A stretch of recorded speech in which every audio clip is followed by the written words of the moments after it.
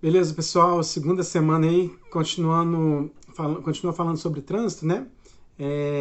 No primeiro tópico em destaque aí, azul, faz a primeira abordagem. Vamos conversar sobre prevenção de acidentes de trânsito. Beleza. Eu vou ser um pouco mais direto, né? Vai falar sobre os números, tá? Então, esses números servem para quê?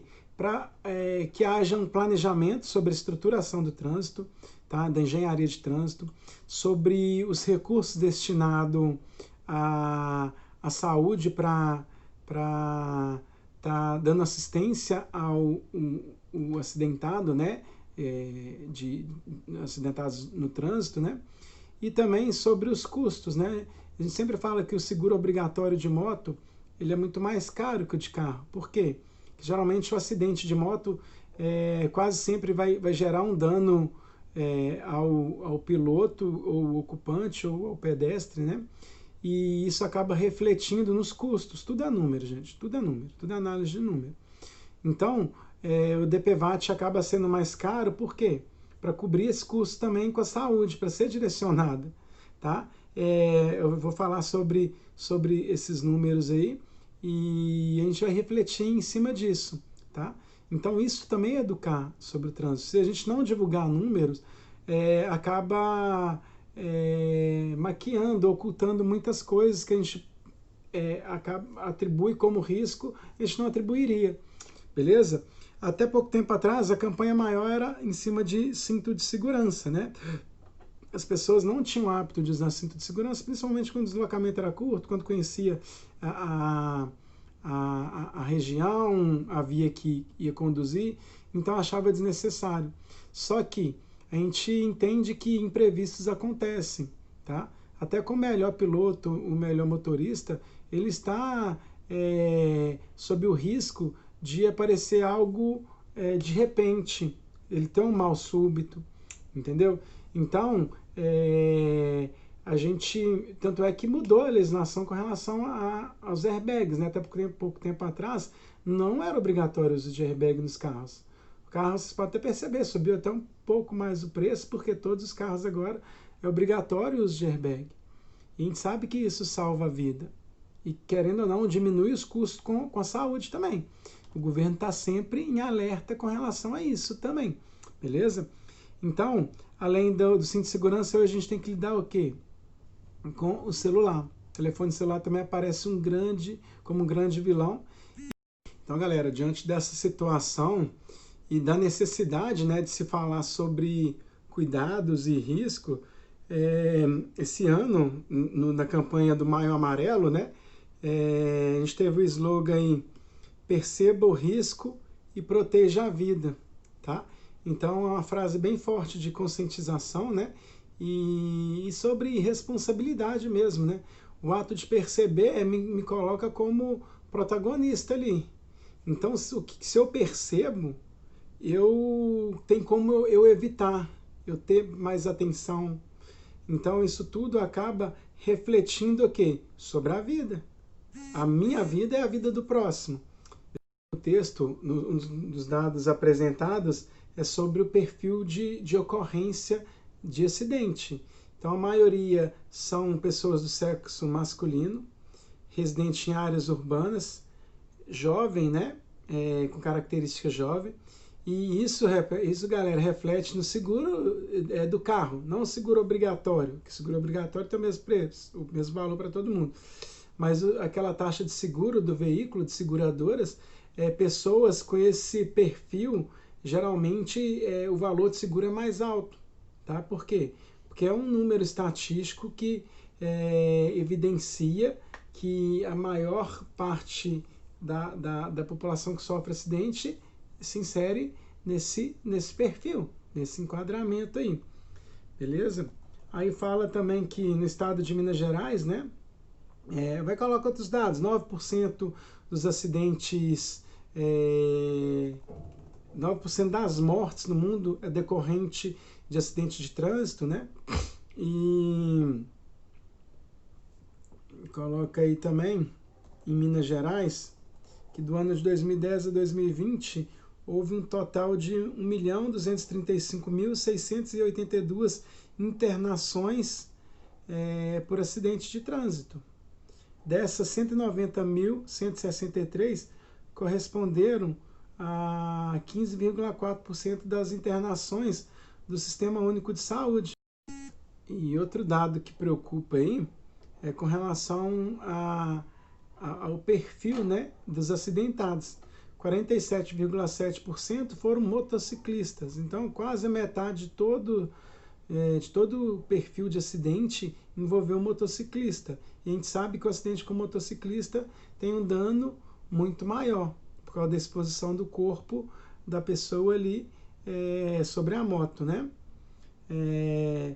21,3% foi com relação a pedestre, enquanto 11,7% foram com os automóveis. Beleza?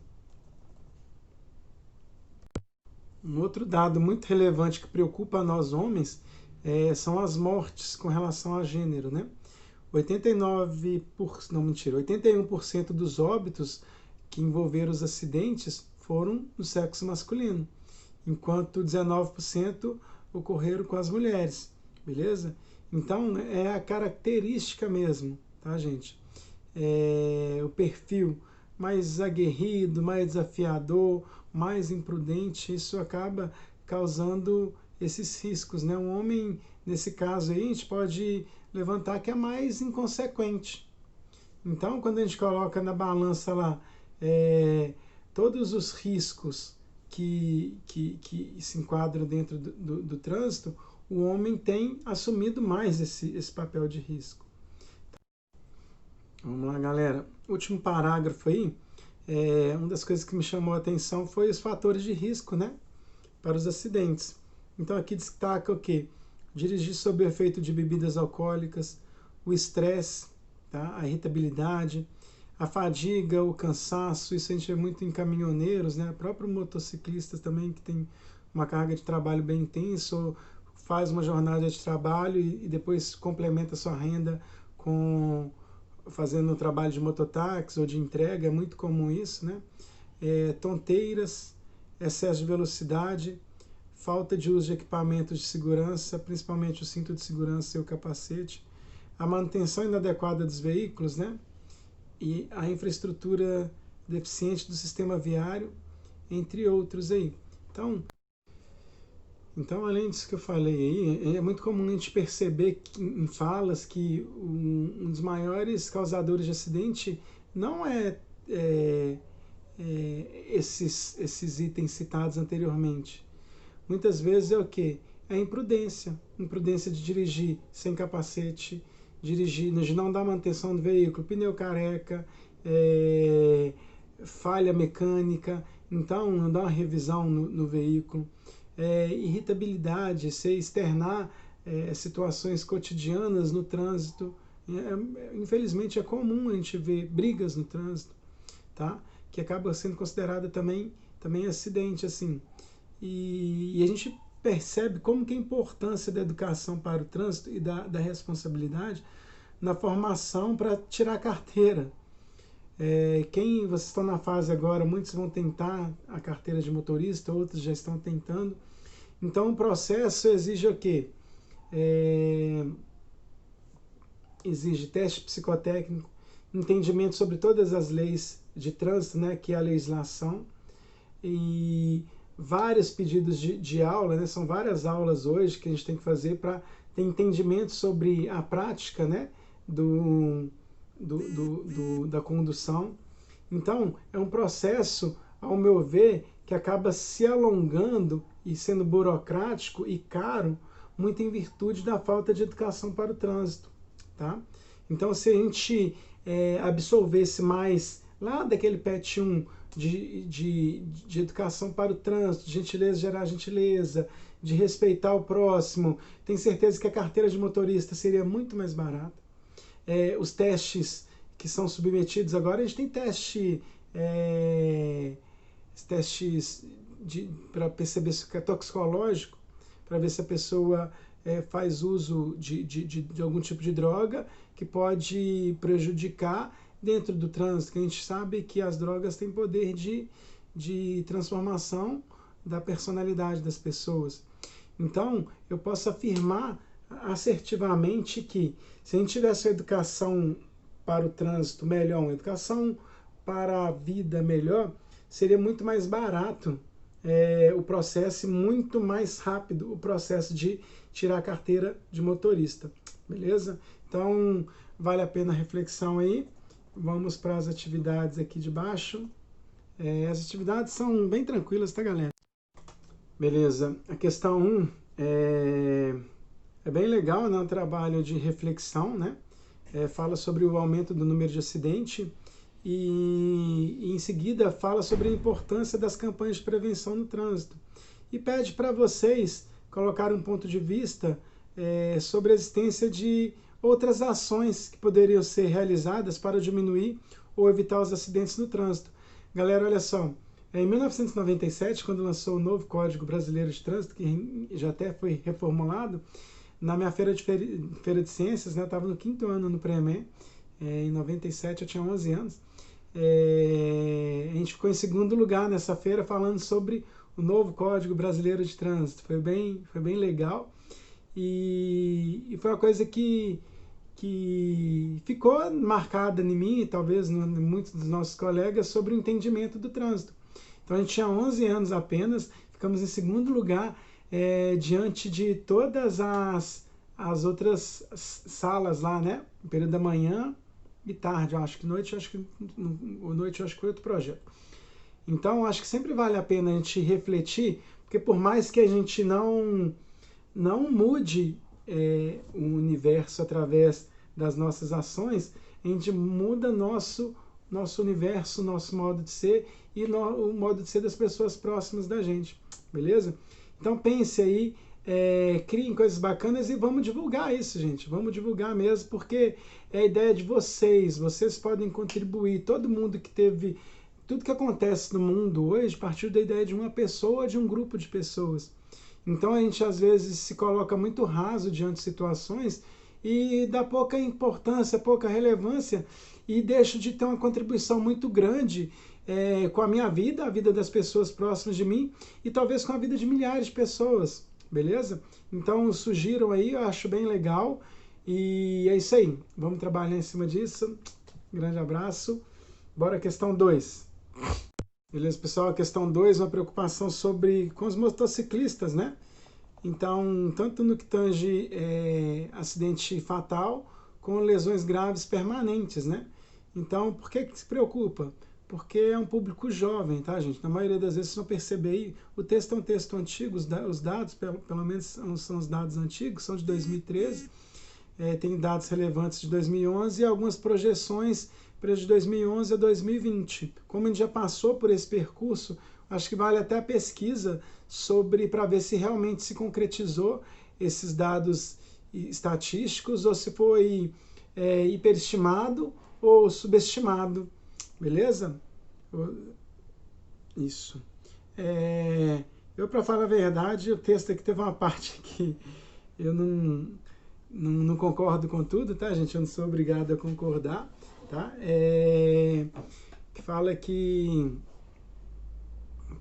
um dos motivos que leva ao uso da moto é o baixo custo e eu me senti ofendido quando coloca que a moto é o carro dos pobres, né? Então converteu-se ao carro do pobre. Então eu, como motociclista e eu não gosto de rótulo, então eu não fiquei muito feliz com essa classificação, mas respeito também, beleza? E vejo a moto como... A moto na minha vida foi para ter fácil acesso em virtude do deslocamento. Então a bicicleta, para mim, seria um deslocamento legal, fácil, mas para minha rotina pesada, eu acabo tendo que deslocar num curto espaço de tempo de um serviço para o outro. Então eu acabo usando a moto muito por causa desse dinamismo também. Tá? Então eu já me envolvo já tenho 10 anos como motociclista e nunca tive nenhum acidente grave e sempre respeitei as leis de trânsito e é isso. Às vezes que eu caí foi por causa de via massa sinalizada ou terra na pista, eu carrei 2 vezes. Então, das 2 vezes foi por isso, uma estrada massa sinalizada e terra na pista. Então, o problema não foi meu, tá? Então, às vezes acontece, igual eu falei, por mais que seja mais experiente, acidentes acabam ocasionando aí. Então, dentro desse contexto, eu convido vocês a analisarem os dados estatísticos e responderem. E, pessoal, atividade 2, então, as 2 primeiras questões vão ser análises do gráfico, beleza? Então, faz a análise do gráfico, leiam bem o item por item aí e escreva a resposta para mim aí. A questão 3, vocês já vão analisar o gráfico, os 2 gráficos, o da projeção, né, que faz a projeção para 2020, lembrando que esse artigo foi de 2013, então os dados de 2011 são reais e existe a projeção para 2020, beleza? Talvez tenha ultrapassado isso, como eu falei anteriormente, ou não, beleza? Todos esses dados projetados para 2020, beleza? E junto do texto, vocês vão analisar porque morrem mais jovens, tá? Então, a partir do texto, do gráfico, vocês vão escrever isso para mim aí, beleza? A número 4, vocês vão pesquisar também qual a idade mínima para se pilotar e dirigir aqui no país. A número 5, vocês vão falar o seguinte, vocês vão sobre os equipamentos de segurança para os motociclistas, tá? E na número 6, uma sugestão de vocês. O que vocês acreditam que pode ser feito para diminuir o número de mortes de motociclistas no nosso país aí? Reflitam bem, pense, pesquise e responda aí. Grande abraço e uma excelente segunda semana de atividade aí. Só para frisar lá em cima, gente, eu sou pobre, tá? A condição de pobre eu aceito, mas eu não aceito a condição de que eu comprei a moto por ser pobre.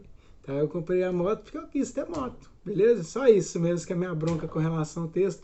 No mais, temos muita informação bacana e é isso aí. Bons estudos e aproveite aí. Qualquer dúvida, me chame aí, beleza? Tanto pelo chat quanto pelo WhatsApp.